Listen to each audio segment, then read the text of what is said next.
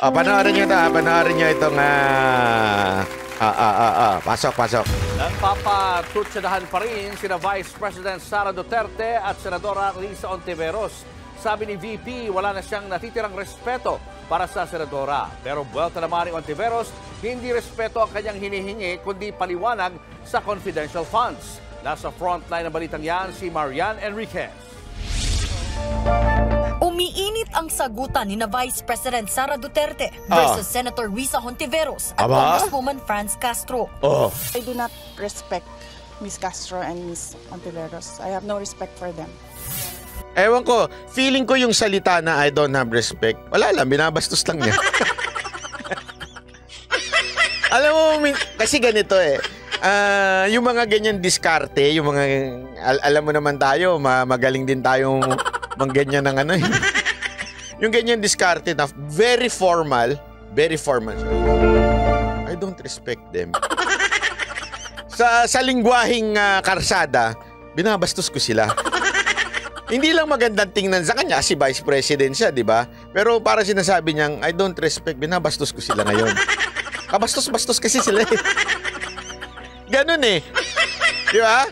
Siguro, ewan ko kung ito ba ang, minsan kasi yun ang yun ang gusto ng mga senador, yung ginagalang sila, yun ang gusto nila na, sino ka, nasa ilalim kita, kaya I can question your confidential fund. Karapatan ko to, ako'y senador. Tapos sabi nung kine-question mo, I don't respect you. Di ba? Nakakainis yun sa totoo lang isipin mo. Teacher mo, di ba? Tapos, halimbawa lang ako, kunwari lang, ako lang po. Anak ako nung may-ari ng eskwelahan. Pero doon ako mag-aaral. Papasok ako doon, di ba? Siyempre, hindi ko naman pwedeng lantarang bastusin yung mga teacher na nandun. Although ikaw ay above, kasi si VP Sara Duterte, Vice President Kita mo naman, popularity na mataas. So, kahit ako kunwari may-ari ng eskwelahan na yon, tapos inis ako sa isang teacher, ayoko naman bastusin kasi ang pangit naman tignan. Di ba? Na parang ang kabastos-bastos ako ako yung anak ng may-ari. So, gagawin ko na lang, Ma'am, I don't respect you. Di ba parang ganun? So kay VP Sara, parang sinasabi niya, ano masasabi mo dito kay Hontiveros at saka na parang minamaliit ka o parang kasi power trip na yan Power trip na yung ginagawa ni Hontiveros at saka ni Castro porket sila ang nagde-deliberate ng budget ng OVP, Office of the Vice President. Di ba? Pinagtitripan nyo ako, pinapower trip nyo ako ito sabihin ko sa inyo, I don't respect you. I'm not under you. Kaya tumahimik ka dyan. Parang ganun di ba? Berta naman ang senadora. Hindi ko kailangan na ang respect mo, VP Sara. Basa. Buti kinat. Hindi, buti kinat nung yun. Hindi masyado nahalatang nagbasa ka. Pero sa pangalawa, mahahalata na. Tingnan nyo. Binasa niya pa. Ito lang yung sagot niya, binasa niya pa. Hindi mo kayang irespeto ang mga katrabaho mo. Irespeto mo man lang sana ang paggasta ng pera ng bayan.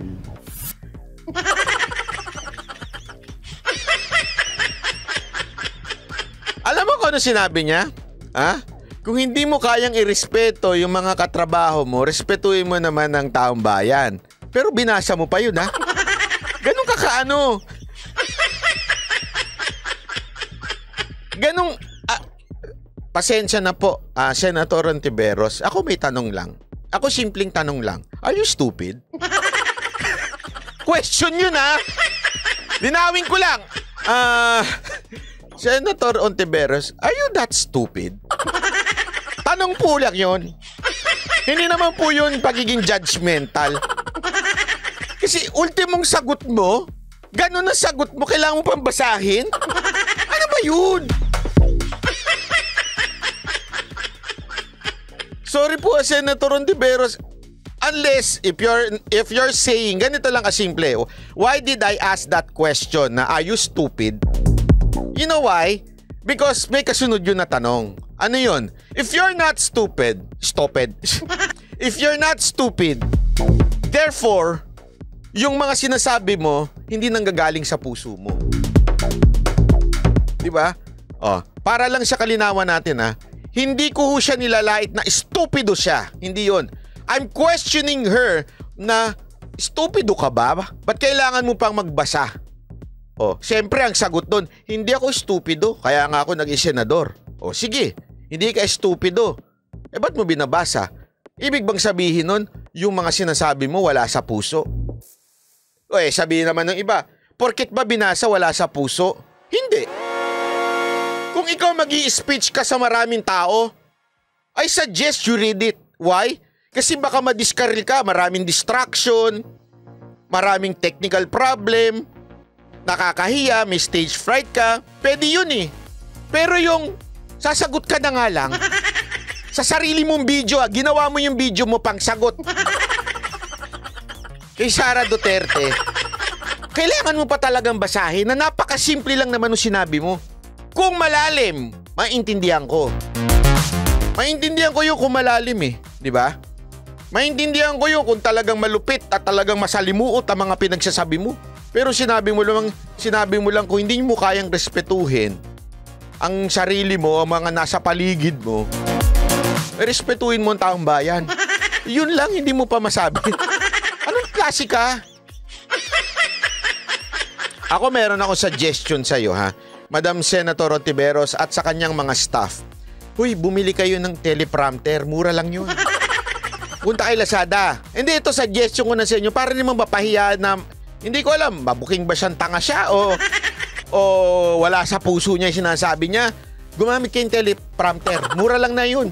Dati mahal yun Ngayon pwede na yung cellphone mo ang gagamitin mong teleprompter.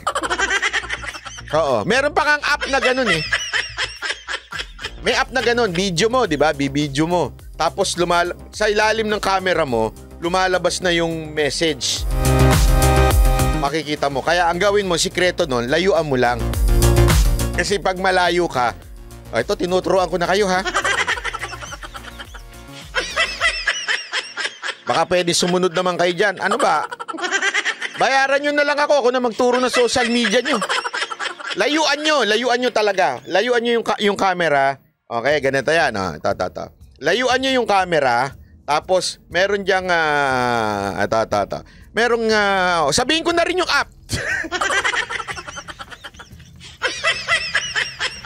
Yung mga boboy mga nasa staff nyo. Kakairita.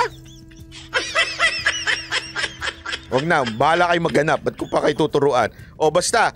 Tapos ganyan lang. Malayo. Ang sikreto niyan, malayo. Para hindi mahalatang binabasa mo sa baba. Mas malayo. Mas tapos ikakarap nyo na lang ngayon. Ang gawin ninyo, bumili kayo ng mamahaling iPhone, yung 15 titanium. Hindi, kahit iba na. Kahit Tapos, gamitin ninyo yung front camera, nandun nakalagay yung script doon, tapos ang gamitin nyo 4K. Okay? Bakit? Para pag kinarap ninyo, 10K pa rin. 1080p pa rin. Okay? Actually, sa social media nga, 720 lang So, pag 4K mo yan, maganda pa rin ang quality niya pag nasa harap. Okay? So, matuto naman kayo. Dami-dami yung pera dyan Para naman hindi halata, di ba? Gawa ka ng vlog, share how to. Hindi kasi nakakairita talaga. Sabi ko, talagang iniisip ko sinusubukan ko isipin, ano ba talaga to si Ontiveros? Tanga ba talaga to? Tagalog na nga. Babasahin pa. Ang simple pa. Alam mo yun, kung mahirap sana, okay. Pero ang simple, tapos ito yung mga oposisyon, ang sinasabihang pantanga, si Robin Padilla. Ang sinasabihang pantanga, si Rapi Tulfo. Na spontaneous magsalita.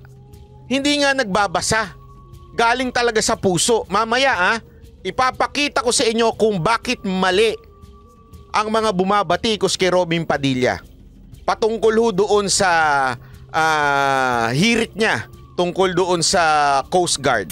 Nag-ugat ang patot sa dahan sa pagbusisi ni Hontiveros at Castro sa ginastos na 125 million pesos na confidential funds ni VP Sara kahit wala naman yan sa 2022 budget ng Office of the Vice President. Galing ang pera sa contingent fund ng Office of the President na inilipat sa OVP. Ang pondong yan naubos daw ng OVP sa loob lang ng 19 na araw. Pagkatapos ng mga pagdinig ng Senado at Kamara sa isang pahayag, idinaan ni VP Sara ang patutsada niya kina Hontiveros at Castro. Nauna naman nang iginiit ni Hontiveros na walang masamang magtanong kung paanong ginastos ang pera ng bayan.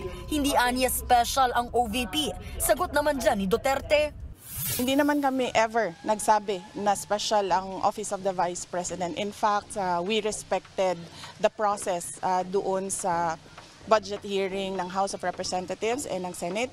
The discretion, the decision whether to grant confidential funds is really up to Congress. giit ni Hontiveros, ipaliwanag na lang ng bise kung para saan ang hinihingi niyang milyon-milyong pisong confidential funds. Higit isang linggo na, Ayan, oh. simula nang nag-hearing tungkol sa confidential funds. Pero mas marami ka pang patutsada kaysa sa paliwanag. Ganyan Panik ka talaga, Hontiveros. Pero congratulations. Congratulations, Hontiveros. Nilagpasan mo si Leni Robredo.